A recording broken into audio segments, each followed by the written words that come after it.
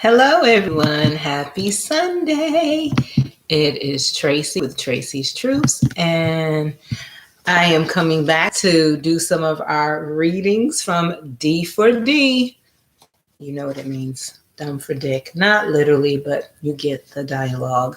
I hope everyone's having a great Sunday. It is actually nice out today. Just got back from walking my dog. The weather is beautiful. So in our previous session series readings of D4D, we went through the 4 types of women. We did an introduction, and now I'm going to share some of the reasonings why, and also showing that there is hope on the horizon for this, recouping from it, and some tools. So I will be reading from my script because D4D was originally a book, but I decided to do it online on videos to kind of get some experience and practice and then hear what the viewers have to say about it. Okay, so let's get into it.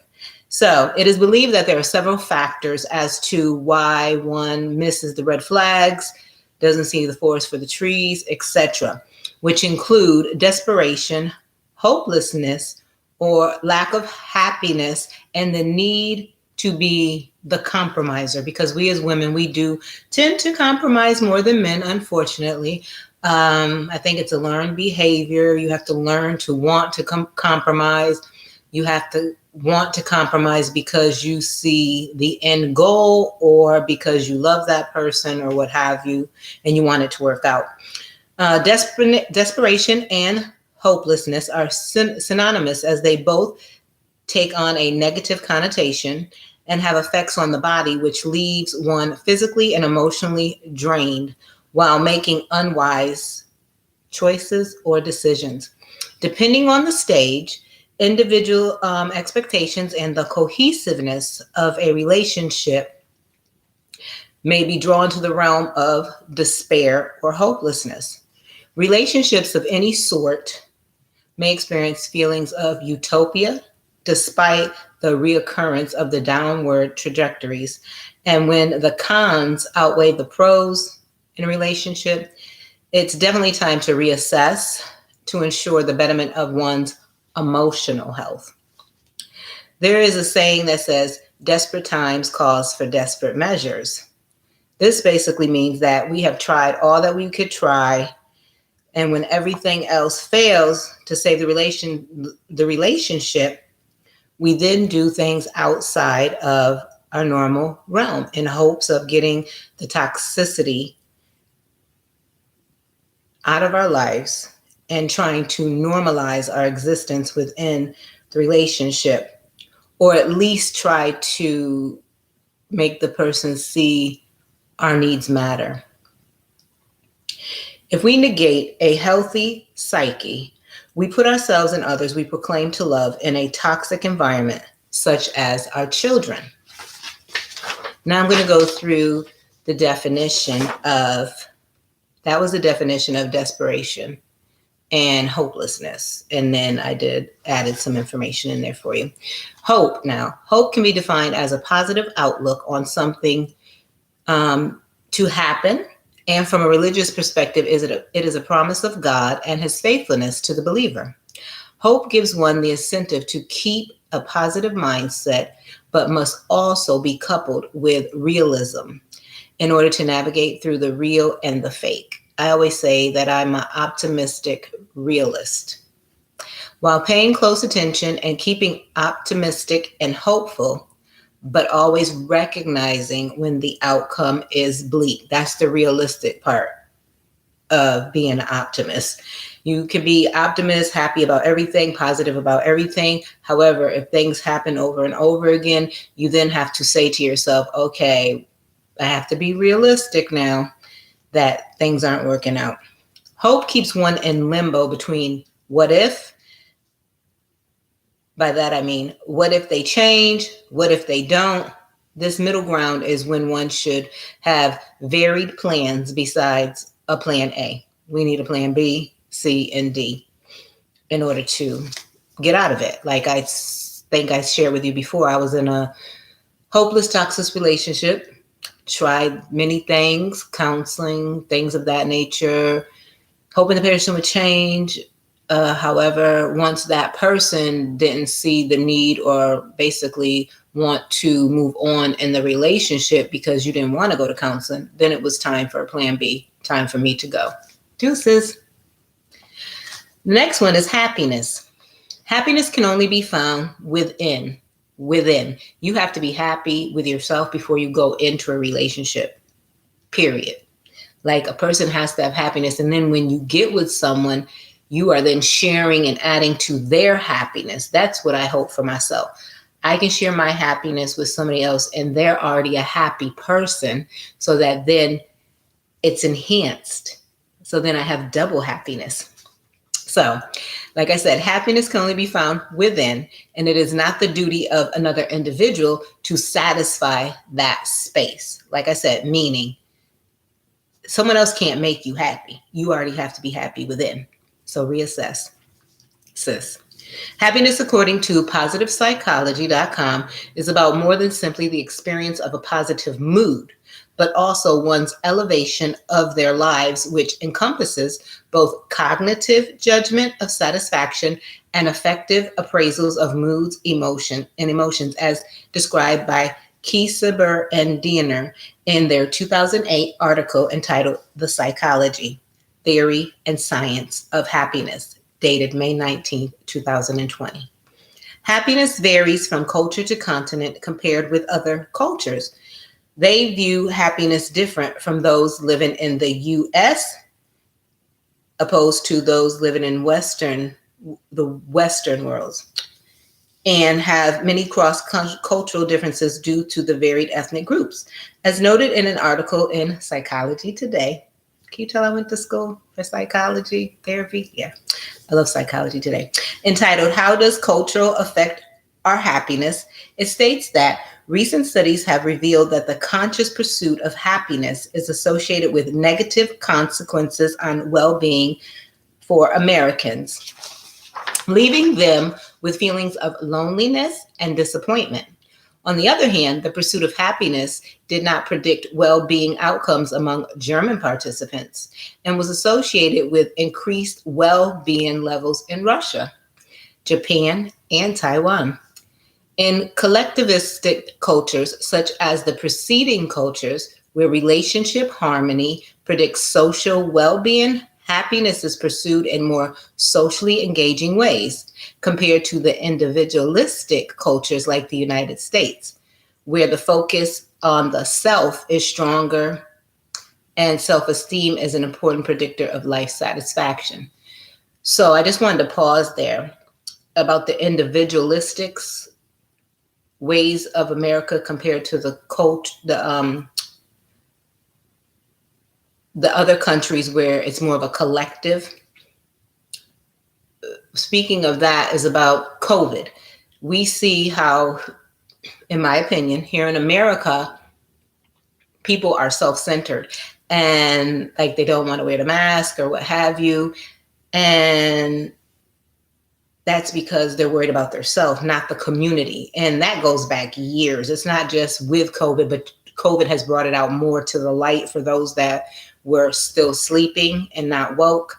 They're now seeing a lot of things like that. Whereas over in the other countries, they're more about, oh, my community will let me do it for my neighbor. Sort of like in the Bible, you know, your brother, you're supposed to watch out for your brother. Anyways, just wanted to share that.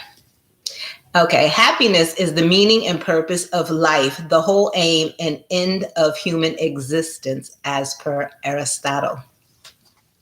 Now we go on to the definition of compromise in a relationship.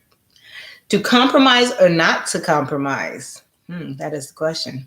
It depends on the situation, as the compromise model of conflict resolution suggests that compromising rarely succeeds or sustains when conflict involves a long-term relationship with long-term patterns of behavior, issues of values, or when deeper background tensions have been established.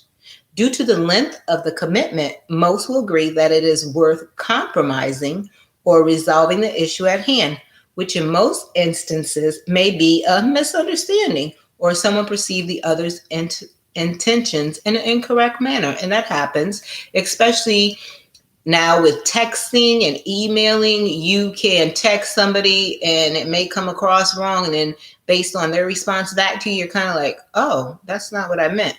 And I've done that before. And I'm like, oh, let me pick up the phone and call the person so I can kind of explain so we can, resolve this right now. Because I don't want somebody to think that I said something wrong or took my text or email out of context of how I really meant it to be.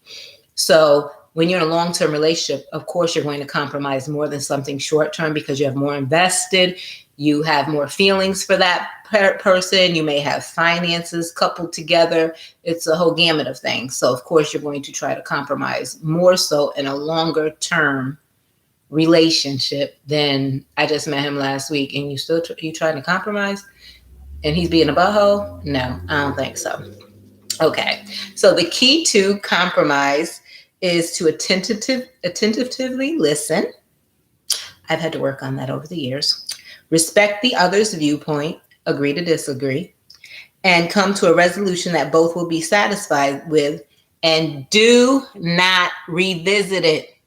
We as women, I've been there. I can admit and be transparent. We have a tendency to go back and rehash or what have you.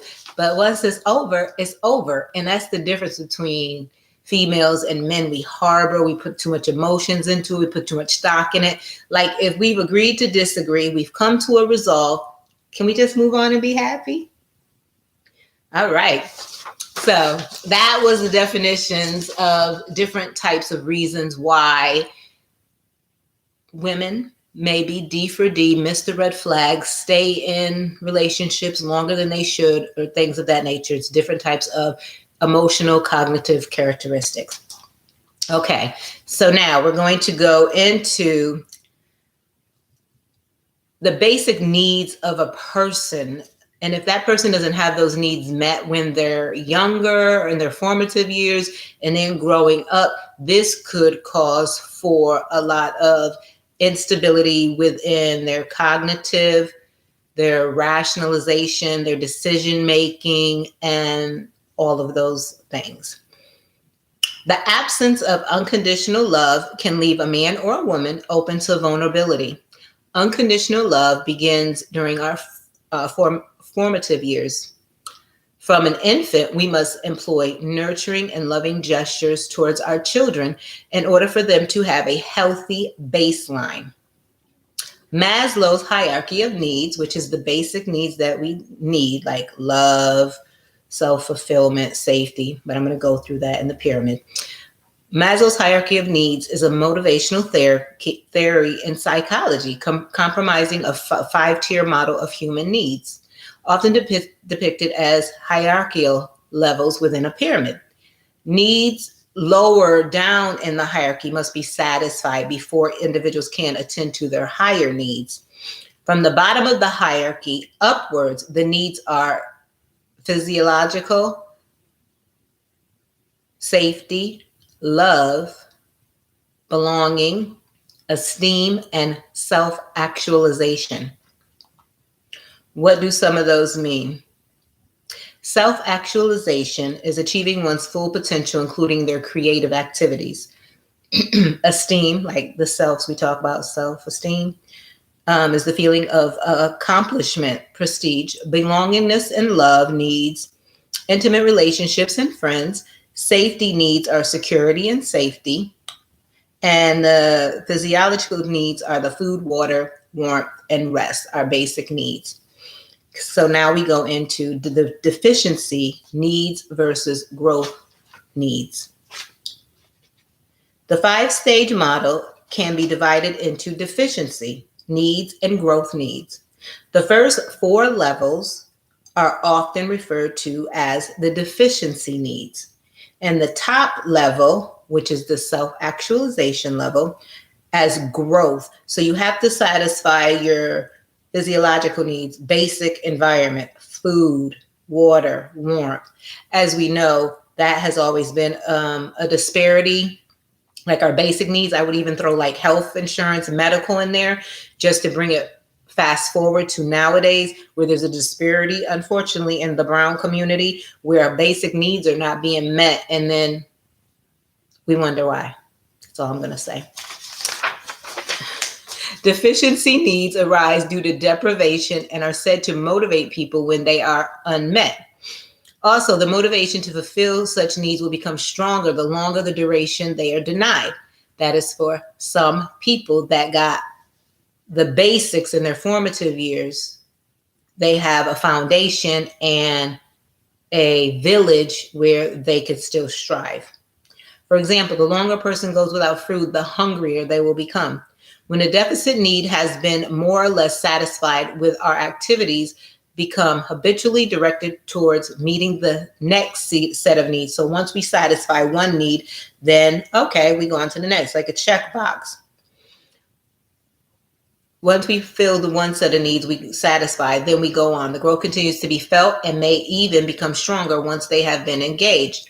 Growth needs do not stem from a lack of something, but rather from a desire. So you have to have the desire to grow as a person and to get to the highest level called self-actualization. So you have to have the desire, and I believe firmly that you'll get that desire because you were around a certain environment, you were fed those seeds in order to want to strive.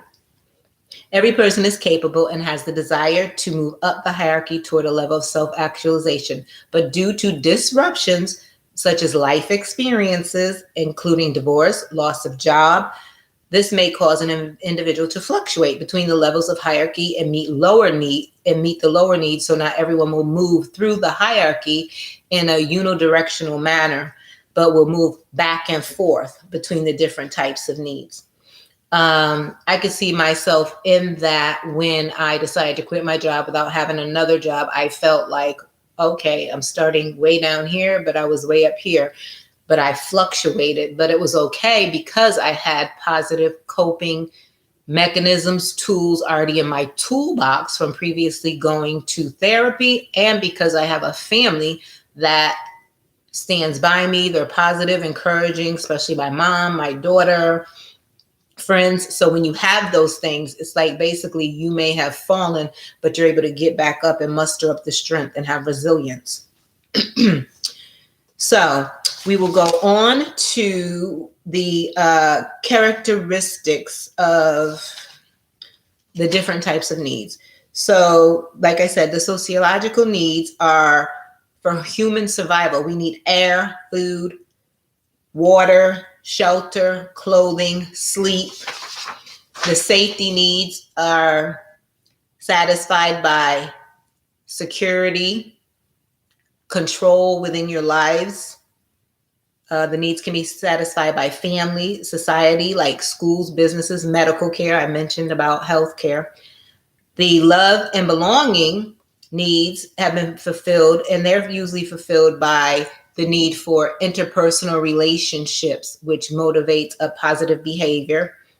And then your esteem needs are categorized in two categories as per Maslow's hierarchy. You have esteem for yourself, dignity, achievement, mastery, independence. And then you have a desire for reputation or self-esteem from others, like you care how others view you. You care what people think about you, not to an extent where it's like, oh, well, they don't like me. Oh, well, they said this, so now I'm changing everything. No, see, I care, but not really care like that, where I'm going to be changing the whole aura of Tracy. No, I need you to jump on board with me and like me, love me, deal with me for who I am. All right. So Maslow indicated the need for respect or reputation is most important for children and adolescents. See, children and adolescents, not as adults. You shouldn't really need that. So from my experience, it is well served and needed to remove yourself from toxic relationships of all sorts, whether it be intimate, family, courtships, or friendships. It allows an individual to seek what their true life desires are, what they value, their individual beliefs while truly learning and loving themselves. When in relations or when in close proximity or quarters with ones we love, we tend to sway in our foundational beliefs and values we believe in. We allow other people to inject their beliefs into us, get us thinking off course correct, and we have to say, ooh, get back on course. They may be due to our desire to fit in or don't want to hurt anyone's feelings, or simply done with the hopes of winning someone over. I have learned that when we sway or compromise our core self, it damages us in the long run and beyond the relationship that now has come to a close. End of the book, close the book. I have, like I said, compromised before, but sometimes compromised too much where I felt I didn't feel like myself, let's say, and I felt like, I felt like the only one in the relationship. That's how you sum it up. I feel like I'm the only one in the relationship because I felt myself, why am I always compromising? No, you compromise. Compromising makes a person seem as though they are willing to make adjustments to a situation in order for a mutual outcome. But when one individual in a relationship does the majority of compromising is when it needs to be reevaluated. It's like the old adage says, one of us must be the bigger person, which is ultimately another form of compromising.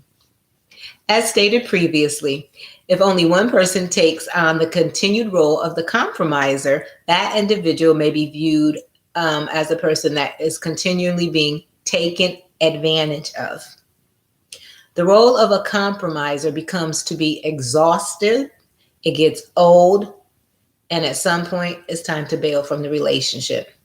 To recap, compromising is an awesome quality when used like communication. One person is the initiator of the conversation, and then there's the other person who engages to respond to that person. And then the responder takes the role of the initiator by responding or engaging a new dialogue. This is how compromise should look. Give and take. Give and take. In too many instances, do we as human vessels mix up love and lust, which is something one should be able to differentiate during dating 101, and or their parents should have spoken about during the sex talk. When we are mixing the two, it then divides our emotions and actions into rational and irrational based on the length of time the pair has been dating and or intimate with each other.